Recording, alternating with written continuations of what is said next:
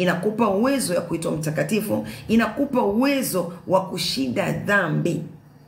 Nguvu ya msalaba wa Yesu Kristo pia inavunja mageti ya chuma na mageti ya shaba. Na msalaba wa Yesu Kristo ndio chanzo cha Ukristo duniani. Msalaba wa Yesu Kristo unaponya magonjwa, unafungua vifungo, unakata minyororo, unakata ya mageti ya chuma na mageti ya shaba. Yamkini umefungwa, yamkini una vifungo, una uharibifu umekufunga, yamkini mikono yako imeibiwa, mikono yako imeibiwa ikafichwa.